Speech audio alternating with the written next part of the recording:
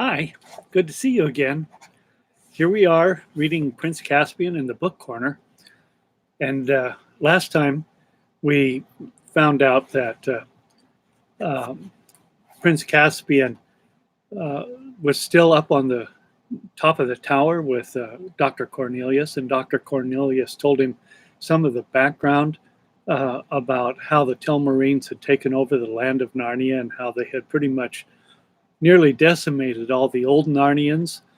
Uh, and we had also found out that Dr. Cornelius himself is half human and half dwarf. And so he, Prince Caspian wanted to know a lot more about the history of how all this happened. But Dr. Cornelius said, we need to go down now, and we must never talk about this anywhere except here and not to anyone else, because King Miraz does not like the stories about the old Narnians. And really it's because he's afraid of them. Okay, now the beginning of chapter 5.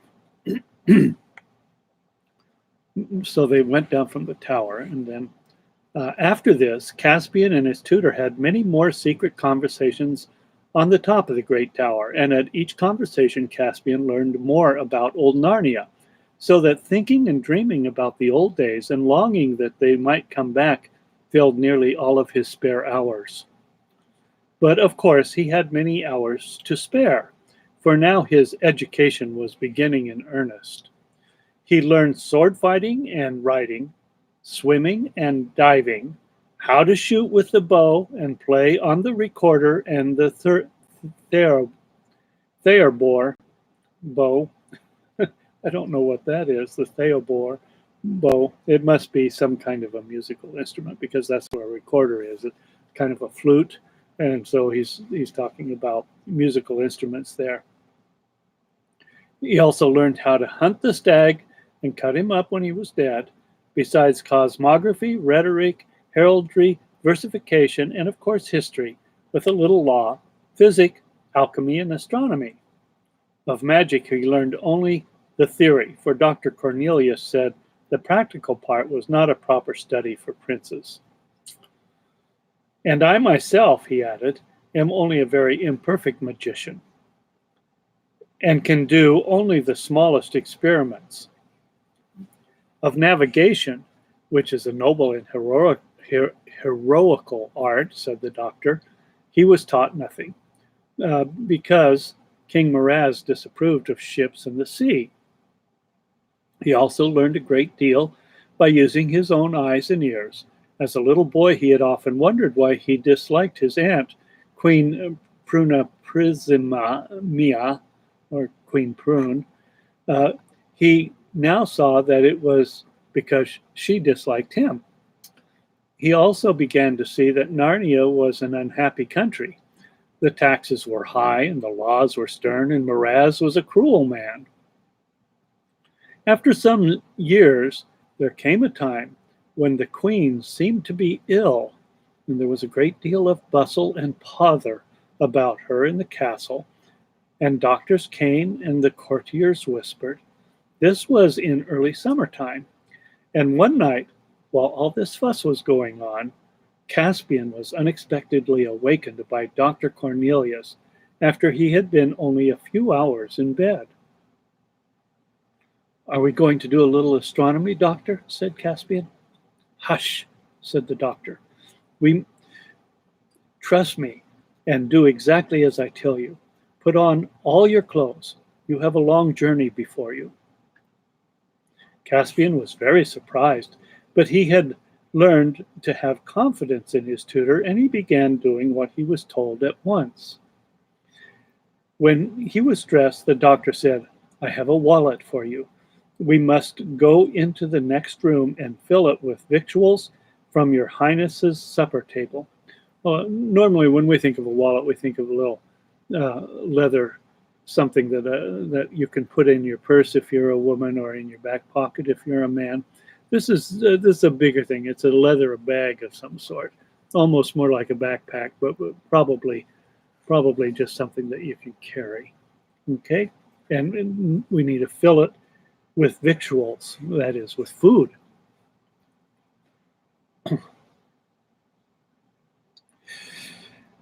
My gentlemen in waiting will be there, said Caspian. They are fast asleep and will not wake, said the doctor. I am a very minor magician, but I can at least contrive a charmed sleep. So Dr. Cornelius had put the man in waiting, one of Caspian's servants and kind of guards, and put him to sleep. They went into the antechamber, and there, sure enough, the two gentlemen in waiting were sprawling on chairs and snoring hard. Dr. Cornelius quickly cut up the remains of a cold chicken and some slices of venison and put them, with bread and an apple or so, and a little flask of good wine into the wallet, which he then gave to Caspian. It fitted on by a strap over Caspian's shoulder, like a satchel you would use for taking books to school. Have you your sword? Asked the doctor. Yes, said Caspian. Then put this mantle over all to hide the sword and the wallet. That's right. And now we must go to the great tower and talk. When they had reached the top of the tower, it was a cloudy night, not at all like the night when they had seen the conjunction of Tarva and Alambil, the two stars. Dr. Cornelius said, Dear Prince, you must leave this castle at once and go to seek your fortune in the wide world. Your life is in danger here. Why? Asked Caspian. Because you are the true king of Narnia, Caspian the 10th, the true son and heir of Caspian the 9th. Long life to your majesty. And suddenly, to Caspian's great surprise, the little man dropped down on one knee and kissed his hands. So Dr. Cornelius was paying allegiance to Prince Caspian as the true king. What does it all mean? I don't understand, said Caspian. I wonder you have never asked me before, said the doctor. Why, being the son of King Caspian, you are not King Caspian yourself? Everyone except your majesty knows that Miraz is a usurper. Now, usurper is someone who comes in and takes some place that doesn't belong to him. So King Miraz is not really the king. He's just inserted himself into that position. He's a usurper. Okay. When he first began to rule, he did not even pretend to be the king. He called himself Lord Protector. But then your royal mother died, and the good queen, and the only Telmarine who was ever kind to me. And then, one by one, all the great lords who had known your father died or disappeared. Not by accident either. Miraz weeded them out. Belisar and Uvalas were shot with arrows on a hunting party. By chance, it was pretended. All the great house of the Passerids he sent to fight the giants on the northern frontier, till one day, one by one, they all fell. Arlian and Eramon and a dozen more he executed for treason on a false charge. The two brothers of Beaver's Dam he shut up as madmen. And finally he persuaded the 7 noble lords who alone among all the Telmarines did not fear the sea to sail away and look for new lands beyond the Eastern Ocean. And as he intended, they never came back. And when there was no one left who could speak a word for you, then his flatterers, as he had instructed them, begged him to become king. And of course he did. So he got rid of all the people who knew that Prince Caspian was a real king. He sent them away or he had them killed. And the only people were left were sort of people who thought that King Miraz was the greatest thing since sliced bread or something. They fell for him. They thought he was wonderful. And they all asked him to be king. It became kind of a cult of personality, you might say. Great is King Miraz. I bet they even had signs that they they waved around and that sort of thing. Maybe they had flags. And, when they would ride their horses, they'd have flags and they would say, King Miraz, something like that. And so they asked him to be king, and of course he did. Do you mean he now wants to kill me too? Said Caspian. That is almost certain, said Dr. Cornelius. But why now? Said Caspian. I mean, why didn't he do it long ago if he wanted to? And what harm have I done him? He has changed his mind about you because of something that happened only 2 hours ago. The queen has a son. You'll remember that King Miraz and Queen Prune couldn't have children. They didn't think they would ever have children, and so King Miraz had more or less consigned himself to the fact that that Prince Caspian would become king. But now the queen has had a son.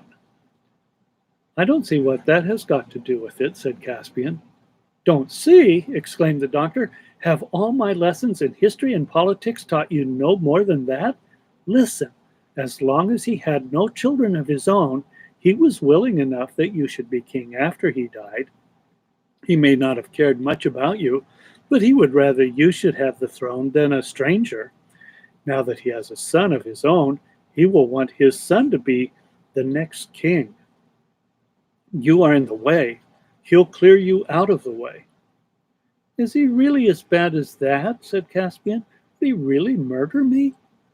He murdered your father, said Dr. Cornelius. Caspian felt queer and said nothing. I can tell you the whole story, said the doctor, but not now. There is no time. You must fly at once. So King Miraz had actually killed Prince Caspian's father. He was trying to take over the position of king, and he became an illegitimate leader. So he really shouldn't be king at all. But now that he has a son, he wants to get rid of Prince Caspian so that he can cement his power over the land of Narnia. And it's a false power. He shouldn't be king. And we call somebody who takes over power when they shouldn't have it. That we say that is illegitimate. That's a big word, isn't it? But we call people who do that a tyrant. A tyrant is someone who takes over power that doesn't really belong to him or her.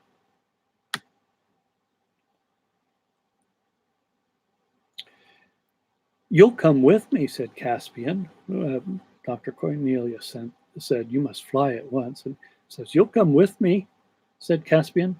I dare not, said the doctor. It would make your danger greater. 2 are more easily tracked than 1. Dear Prince, dear King Caspian, you must be very brave. You must go alone and at once. Try to get across the southern border to the court of the King of Nain of Archenland. He will be good to you. Shall I never see you again? Said Caspian in a quavering voice. I hope so, dear King, said the doctor. What friend have I in the wide world except your majesty?